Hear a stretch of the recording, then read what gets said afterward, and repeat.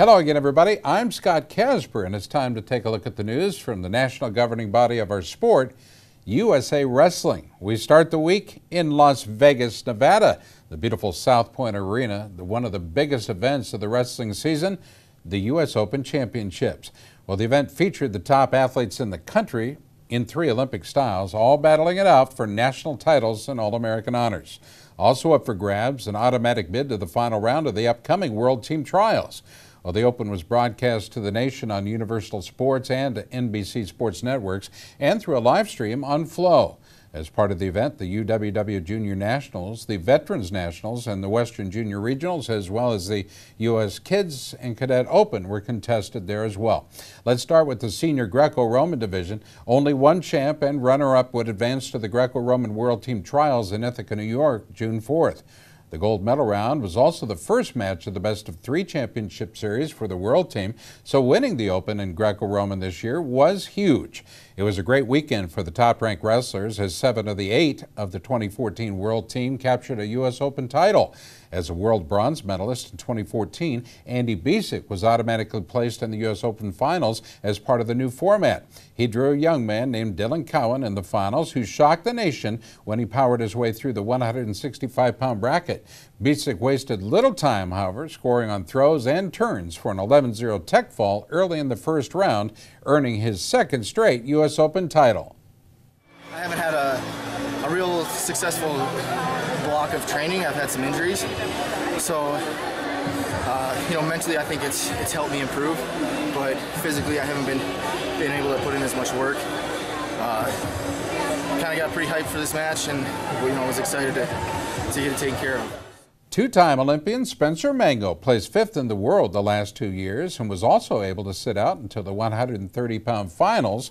His opponent, 2013 World Team member Jesse Thielke. Mango controlled the action on his way to a 5-0 win and his 7th U.S. Open title. At the WCAP program, we work on being consistent. Early in my career, I was up and I was down, but now I try to stay consistent, stay on the attack all the time, always moving forward. And it pays off. Two-time world bronze medalist Justin Lester reached the finals at 156. It was there he would face Pat Smith in a rematch of last year's U.S. Open finale. The result, the same. Lester hit a spectacular throw late in the first period and defeated Smith 7-2 for his 6th career Open title. I just come and wrestle whenever I can, and when I'm over 75% healthy, I can make it here and still do well. So I don't know how many times I've won or how many times I competed, but I'm just glad I got to get here and get another national title. Two-time world team member Jordan Holm was at the top of his game at 187. He drew John Anderson in the finals, who moved up to 187 this year. Holm tossed his opponent and secured a pin at 245 to win his 4th U.S. Open title.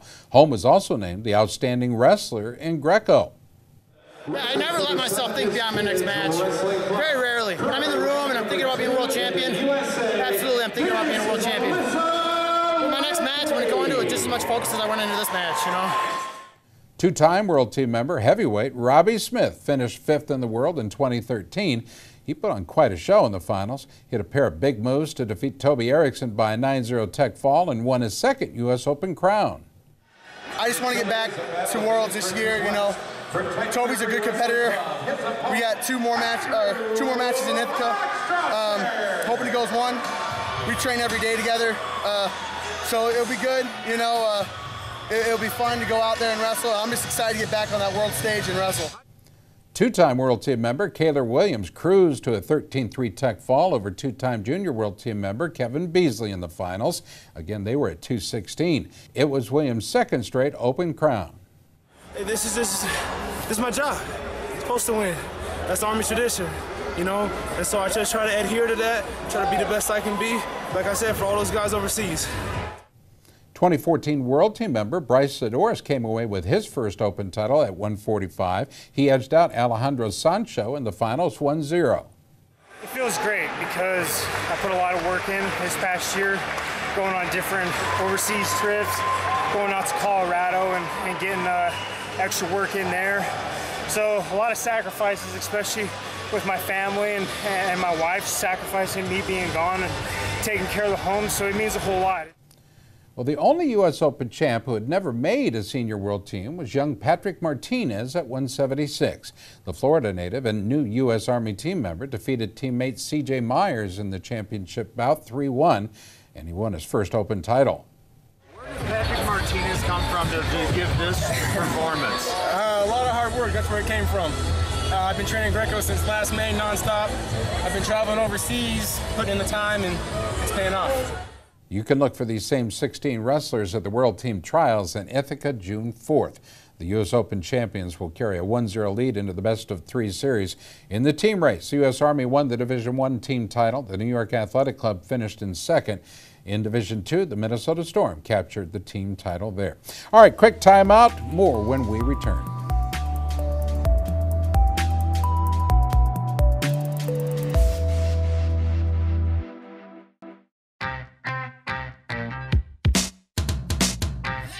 ASICS has been there. They've been the lifeblood of the sport.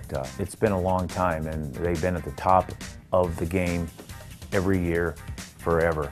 And I'll tell you what, now that I think about it, maybe that's where I've gotten my inspiration, because you know, I always want to be in the top of my game in wrestling, and I think that's where ASICS is and wants to be as well.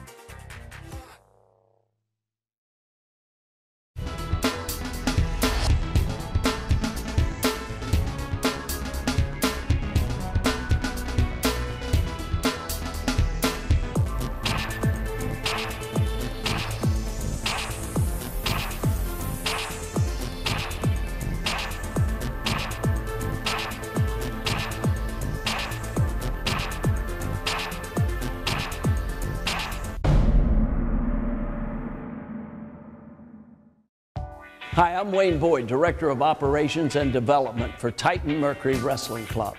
The club was founded to help wrestling worldwide, especially at our senior level, of course at the collegiate level and the high school level. But the most important level for Titan Mercury Wrestling Club is the kids level.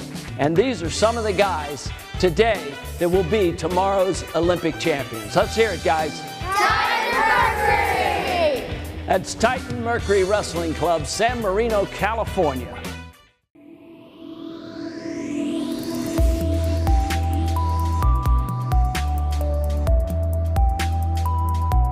All right, it's time to talk freestyle, men's freestyle that is. Fans had a chance to see many of the veteran stars of USA Wrestling, but in the end it was one of the youngest athletes in the field who would steal the show. 2014 Junior World and 2015 NCAA runner-up for Ohio State, the 19-year-old Kyle Snyder came into the tournament as the 6th seed at 213. He marched through his half of the bracket with 3 straight wins, including a victory over NCAA champ Jaden Cox in the semifinals. In the finals, Snyder drew 2012 Olympic champ and 2011 world bronze medalist Jake Varner. Snyder hit a single-leg attack and scored a point on a push-out, which turned out to be the key move in a clutch 2-1 decision. Snyder was named the outstanding wrestler after winning his first U.S. Open title and was later named the Mat.com Wrestler of the Week. Ever since I knew what the Olympics was, I wanted to be an Olympic champion, and he did it. He's a great competitor. Great guy to be around. He's actually taught me a lot, so just so grateful that I could have the opportunity to wrestle him and come out with a victory. 2009 world silver medalist and 2012 Olympian Jake Herbert returned to competition after 2 years off the mat. Seated 5th at 189, Herbert showed no signs of mat rust on his march through the bracket. One of his biggest wins came in the semis. That's where he stopped the top-seeded 2014 World Team member Ed Ruth in a wild 13-11 shootout. In the finals, he drew a familiar opponent, 2013 World Team member Keith Gavin. Herbert hit a big 4-point move early in the bout and went on to win with a 5-2 victory. It was his 4th U.S. Open title. A year ago, you were broadcasting, as I recall, this event. Would you have ever imagined you'd be standing here right now? That's why I'm here. I mean, you know, if you don't believe in it, you didn't write it down every day, you didn't have a plan to do it, there's no way I'd be standing here. So it's not me, it's my team. You know, Cliff King Wrestling Club, Andy Robat, BJ Fitrell, my roommate. You know, we had a plan. Our base wrestling training system, that's what I believed in, that's what we did, and it pays off. Fellow 2012 Olympian and 2-time world bronze medalist Tervel Delagnev continued his reign on top of the Heavyweights, Dolognev came back from an early deficit to down Zach Ray 3-1 in the finals and won his 4th Open title. I had a fever the day before this tournament started. I was freaking out. I've been out with an injury since January. So to come in here, beat the level competition, and just wrestle. I mean, it wasn't my prettiest performance. Definitely didn't feel that great, but got it done. 3-time world team member Brent Metcalf continued his outstanding season with yet another great effort at 143. In the finals, he took out 2-time NCAA champ and past junior world medalist Jordan Oliver 2-1 to earn his 2nd straight Open title. It was a rematch of last year's World Team Trials Finals series, which also went to Metcalf. Probably did a better job last year of countering or taking advantage of opportunities on the edge and things than I did today. Got it. I mean, you get chances for reattacks or chances to score on the edge. You have to take it, and he felt like he improved there. So good for him. 2-time world team member Reese Humphrey made a commitment to compete back down at 134 this year, and it paid off. Humphrey reached the finals where he edged past NCAA champ Kendrick Maple 7-6 to claim his 3rd Open crown. I never wrestled him before. I didn't feel that great for some reason. I'm not sure what it was. Maybe I didn't get a good enough warm-up or something, but maybe it's just because he's really good. I'm not sure. But he wrestled a great match. He had me in trouble a couple times, which can exhaust you. So, I mean, I'm just happy to get the win. 2014 World Team member Tony Ramos rallied for a dramatic 7-3 win over Andrew Hochstrasser in the finals at 125. Ramos trailed 3-2 with less than 20 seconds left before tossing Hochstrasser to his back for a clutch 4-point move to win his 1st Open title. This thing right here, I never won any of these when I was in grade school. So all you kids that, go to Fargo, you never brought home a stop sign, or never stop believing in your dreams. Because, I got one of these when I was in college, but, nothing's as important as this one right here. Winning his 2nd straight Open title at 154, 2014 World Team member Nick Maribel, he drew 2009 World Team member and past NCAA champ Dustin Schlater and came away with a narrow 4-2 margin. This one's actually kind of a special one because I wanted to dedicate this tournament to my mom for not only it was my birthday and her birthday on May 7th, so I wanted to give this tournament win to her, and I wish her a happy birthday and a happy Mother's Day too.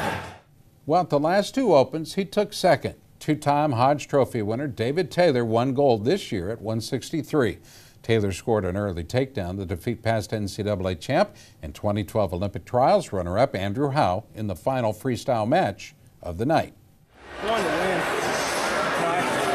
In scramble situations, it comes down to just great ball arrows are the best. You got to win. And been 2nd here the last 2 years. I my leg up in the air, and I didn't want to lose. Olympic gold medalist and 2-time world champ Jordan Burroughs did not compete in the Open this year at 163. Burroughs has already clinched a spot in the final round series of the World Team Trials as a returning world medalist. The top 5 athletes in each weight advanced to the World Team Trials that will take place June 13th through the 14th in Madison, Wisconsin. Titan Mercury won the Division I team title, followed by the New York AC in 2nd. And the Sunkist Kids won the Division II title, and Minnesota Storm finished runner-up. The winner of the Regional Training Center team title in freestyle was the Nittany Lion Wrestling Club, which finished just 1 point ahead of the Ohio RTC.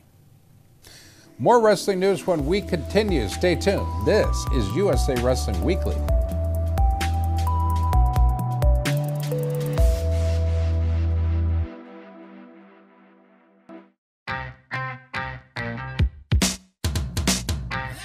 ASICS has been there.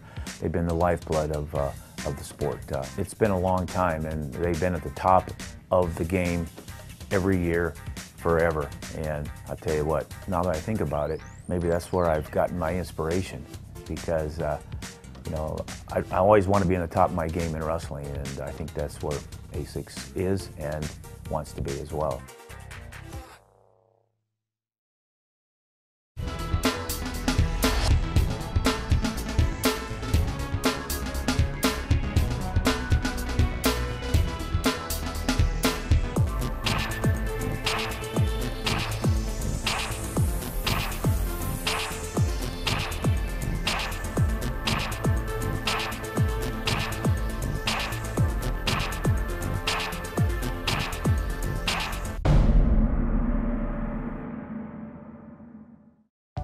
Hi, I'm Wayne Boyd, Director of Operations and Development for Titan Mercury Wrestling Club.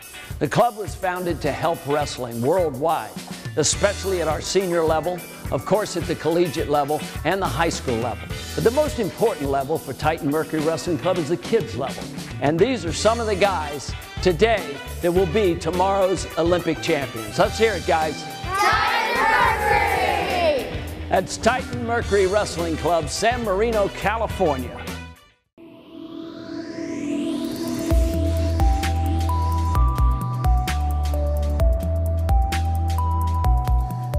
Now let's take a look at the women's freestyle division, which had more than its share of surprises. Right off the bat, two of the top stars in the U.S. faced off in the finals at 152.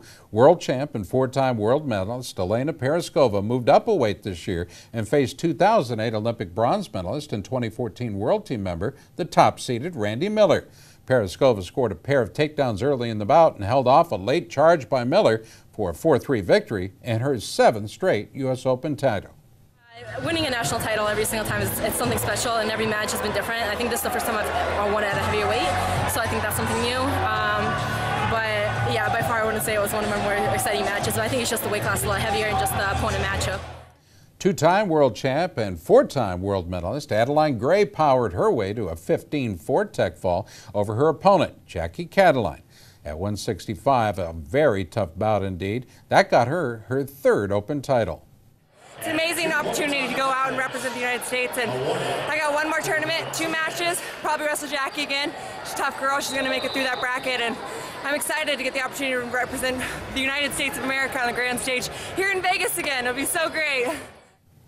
Two-time world medalist and returning champ Helen Maroulis rolled to a 10-0 tech fall over the 2012 Olympian Kelsey Campbell in the finals at 128. Maroulis, who won her 6th Open title, was also named the outstanding wrestler in the women's division. You know, I lost her in 2012 Olympic trials, so this match, you know, it kind of meant something to me, to my coach, to show that, you know, I've made improvements, and I just thank God for this.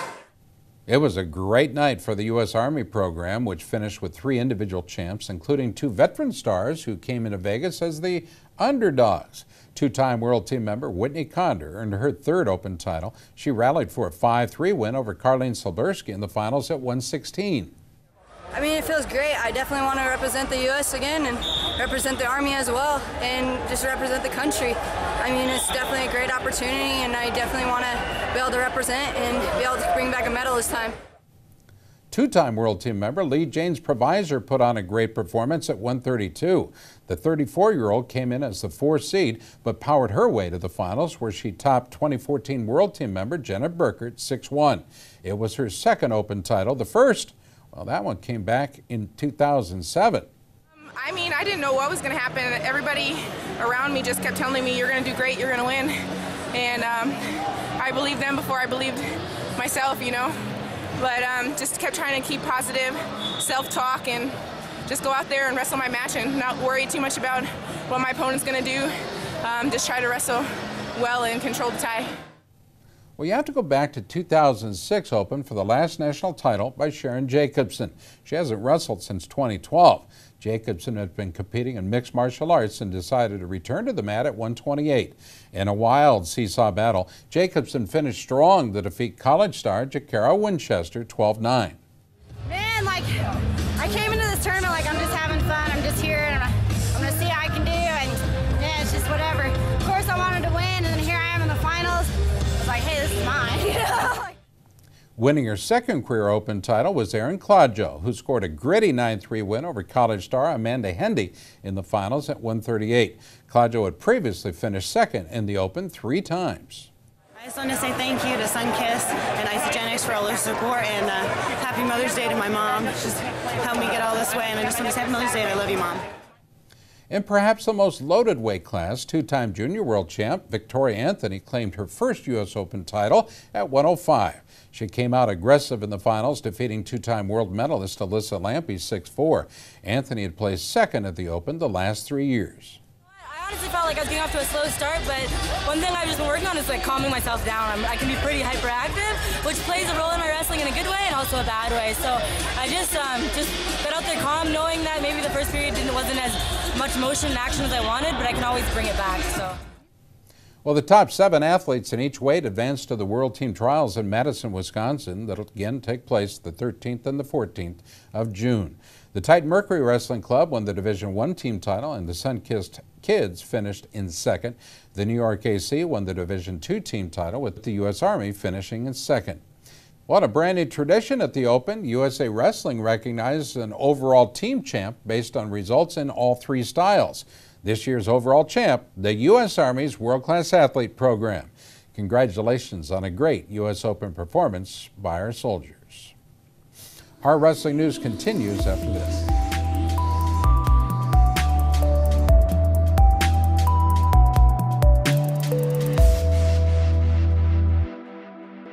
There comes a point in your life that determines who you are, whether you will lead or follow, whether you will fight or give in, whether you will win or lose,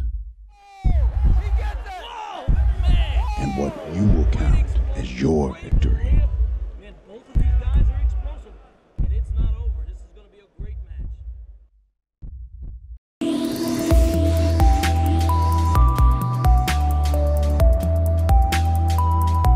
Well, just a few days after the Open, Beat the Streets New York and USA Wrestling announced the U.S. team that'll face Cuba in the Salsa in the Square Thursday, May 21st in Times Square.